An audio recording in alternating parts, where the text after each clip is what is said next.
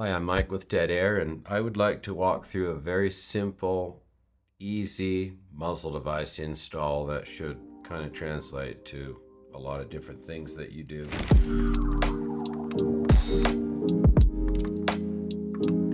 So first, you want to make sure that you get the correct thread pitch and size of muzzle device for your barrel. It can be, I wouldn't say super tricky, but a lot of things kind of look the same, and make sure your left and right and all that's in sync.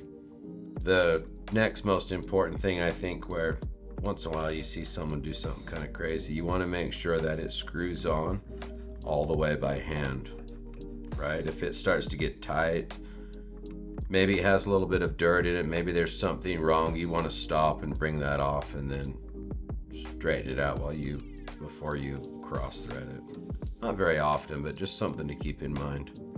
When you talk muzzle devices and how much you torque them on, we shoot for, and this is not like, it doesn't have to be exact, right? But 30 to 35 foot-pounds of torque is what you want to apply to a muzzle device on a rifle, so to speak, right? General speak. I can tell you this, if you start to get upwards of 50, it will make your rifle shoot poorly. It'll tension up that spot at the end of the barrel and throw the harmonics off. So if you just gorilla one on, like, that's not good.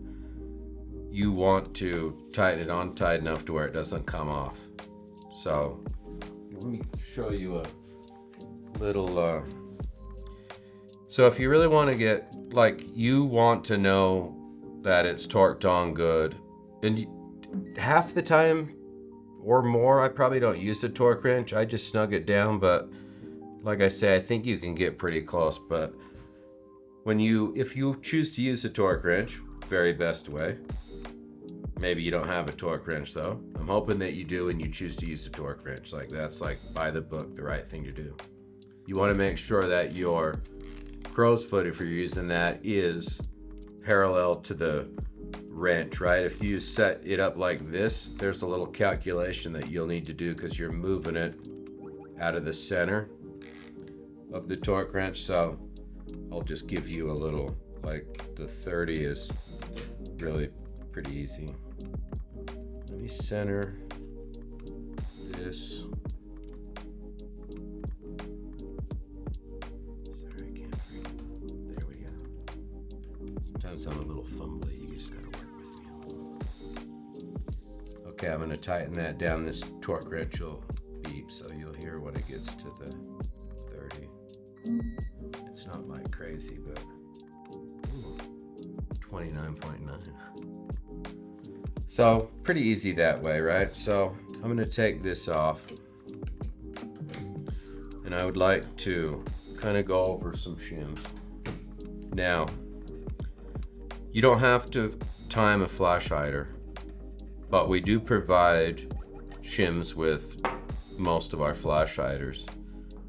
We don't provide shims with a Xeno flash hider because you can time it if you want. Again, you can, maybe you want to get the flats to land on your barrel in a certain spot, and sometimes I like to do that depending on what I'm working with. Now you want to time a brake, obviously, so a brake has up and down, top and bottom, so you want obviously the ports that are going to give you the downforce on the top. I'm going to time this flash hider. I like to time these flash hiders. Now, the flash hider has a pin and weld hole, and I like to put that at 6 o'clock, and that will make my flats kind of line up on there, and I just like the visual of it. So you've got 3 different sizes of shim thickness, and they're denoted by no notch, 1 notch, or 2 notches. So I'll just give you kind of I already know previously I just barely put this on, so it's about halfway. So I'm gonna say it's gonna probably take 3. We'll tighten this on. I have to get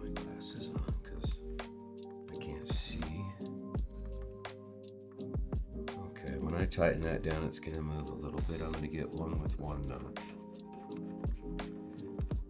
This particular barrel is what you call M4 threaded, which means it has a little step on the barrel, and you want to make sure that your shims sit on that little step.